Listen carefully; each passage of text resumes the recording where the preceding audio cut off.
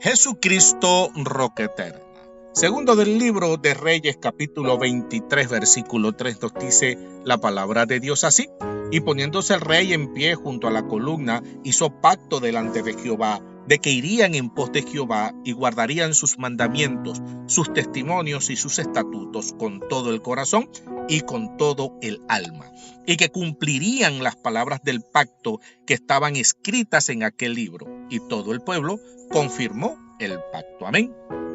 Los capítulos 22 y 23 de Segunda de Reyes narran uno de los momentos más dramáticos y significativos de la historia de la redención, la reforma de Josías. Tras décadas de oscuridad espiritual, idolatría y abandono de la identidad nacional, el hallazgo accidental del libro de la ley en las ruinas del templo desencadena un terremoto espiritual. Amén. Alabado sea Dios. Estos capítulos no solo son un registro de reparaciones arquitectónicas, sino el testimonio de cómo la palabra de Dios, cuando es redescubierta y tomada en serio, tiene el poder de confrontar el pecado, desmantelar estructuras de maldad y restaurar la comunión con el Creador. A su nombre, gloria. Josías se levanta como un modelo de líder que, ante la verdad revelada, elige la humillación personal sobre el orgullo real. Amén. Alabado sea el Señor. Segunda de Reyes, capítulo 22. El hallazgo de la ley y el despertar de la conciencia. El reinado de Josías, versículos 1 y 2. Josías asciende al trono a los 8 años, versículo 1. La exégesis resalta que hizo lo recto ante los ojos de Jehová, versículo 2. Vinculándolo directamente con el linaje espiritual de David. A diferencia de sus antecesores, Manasés y Amón, Josías no se desvió ni a diestra ni a siniestra. Una fraseología que está en Deuteronomio capítulo 5, versículo 32 y en el capítulo 17, versículo 20, que indica fidelidad absoluta a la Torá. La reparación del templo, versículos 3 al 7. En el año 18 de su reinado, Josías ordena a Safán, el escriba, coordinar con el sumo sacerdote Hilcia el recontar del dinero para reparar las grietas del templo.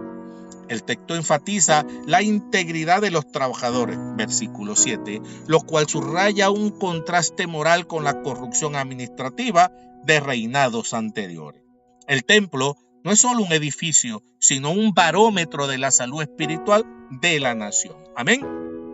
El hallazgo del libro de la ley, versículos del 8 al 10.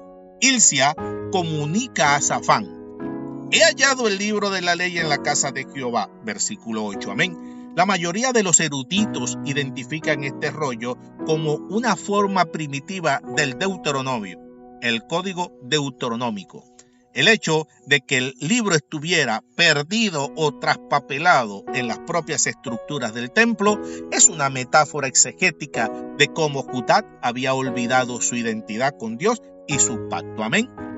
La reacción de Osías y la profecía de Hulda, versículos del 11 al 20. Al escuchar las palabras del libro, Josías rasga sus vestidos, versículo 11. Un acto de penitencia y honor al reconocer la brecha entre las demandas de Dios y la realidad del pueblo.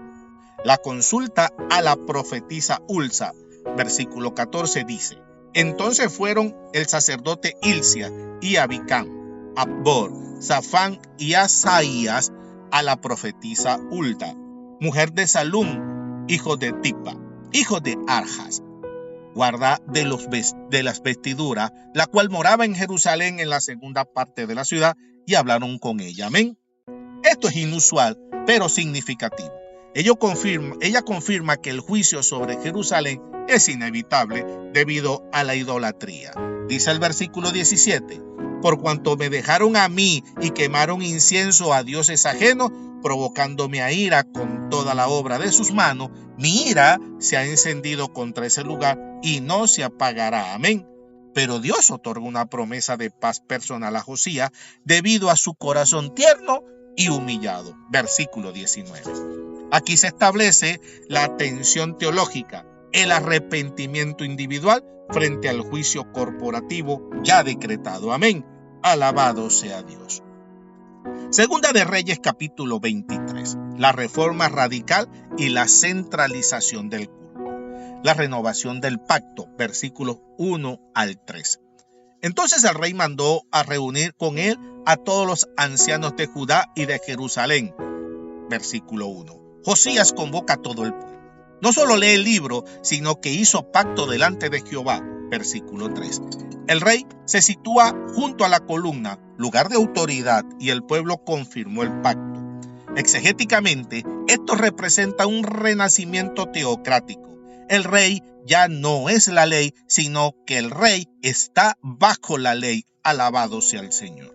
La purga iconolatra, destrucción de imágenes sagradas y persecución de sus defensores.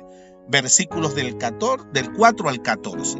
Este segmento detalla la destrucción sistemática de la estructura idolátrica. Josías ordena sacar del templo los utensilios de Baal, Acera y el ejército de los cielos. Versículo 4. Centralización. Elimina a los sacerdotes idólatras y derriba los lugares altos. Desarticulación. Profana el Tofet en el valle de Hinón para que nadie pase más a sus hijos por fuego a Moloc. Versículo 10. Alcance. No se limita a Jerusalén. Destruye los caballos y carros dedicados al sol a la entrada del templo. Versículo 11. La exégesis aquí muestra un retorno al monoteísmo ético estricto. Amén. La extensión a Betel y Samaria. Versículos 15 al 20. Josías extiende su reforma al antiguo reino del norte, específicamente a Betel. Al destruir el altar que hizo Jeroboam, se cumple la profecía de Primera de Reyes capítulo 13, versículo 2. Josías respeta los huesos del varón de Dios que profetizó esto, versículo 18, lo cual legitimiza su modificación como el cumplimiento de la palabra profética histórica. La matanza de los sacerdotes de los lugares altos sobre sus propios altares, versículo 20, es el acto final de purificación ritual de la tierra. Amén. La celebración de la Pascua, versículos 21 al 23. El texto declara que no había sido celebrada una Pascua como esta desde los tiempos de los jueces, versículo 22. Exegéticamente, la Pascua de Josías es fundamental porque se celebra bajo los parámetros de la centralización en Jerusalén, a diferencia de las celebraciones familiares locales previas. Es la reinstitución de la memoria liberadora de Israel. Alabado sea el Señor. Evaluación final y la ironía del juicio. Versículos 24 al 27. El escritor sagrado ofrece el elogio más alto.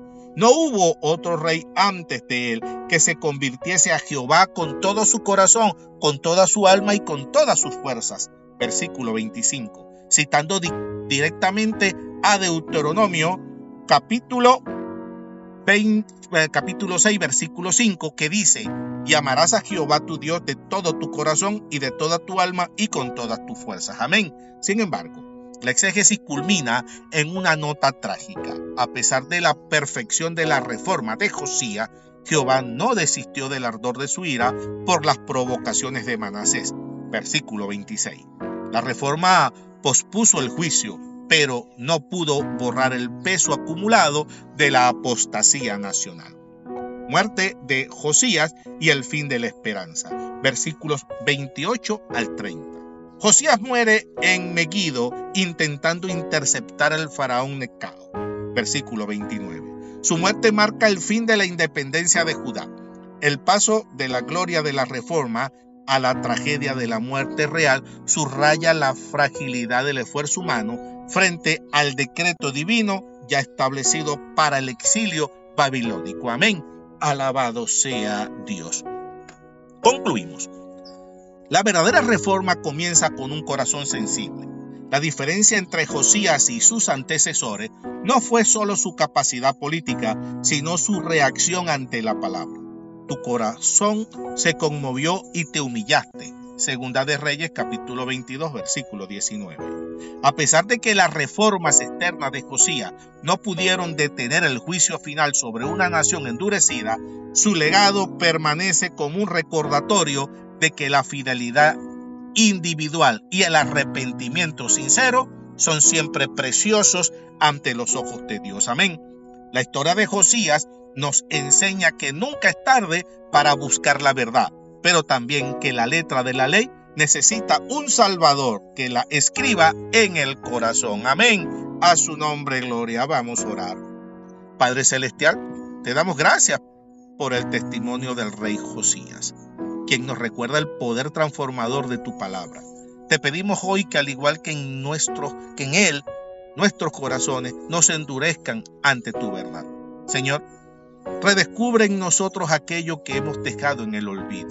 Danos un espíritu de arrepentimiento genuino que no se limite a palabras, sino que se traduzca en acciones, que tengamos el valor de derribar los altares de orgullo, de egoísmo, de idolatría que hemos levantado en nuestro interior, en lo más profundo de nuestro corazón. Te rogamos que nos concedas el celo de Josías para buscarte y la fe de reconocer que solo en Cristo Jesús, nuestra verdadera Pascua, encontramos la limpieza definitiva. Que tu palabra no sea un libro en nuestras estanterías, sino una lámpara que guíe y que alumbre cada paso de nuestra vida. Oramos para que nuestra nación y nuestra familia experimenten un despertar espiritual que nos vuelva a ti con todo el corazón, con todo el alma y con todas nuestras fuerzas. Amén. En el nombre poderoso de Jesús. Amén, amén y amén. Dios te bendiga, Dios te guarde.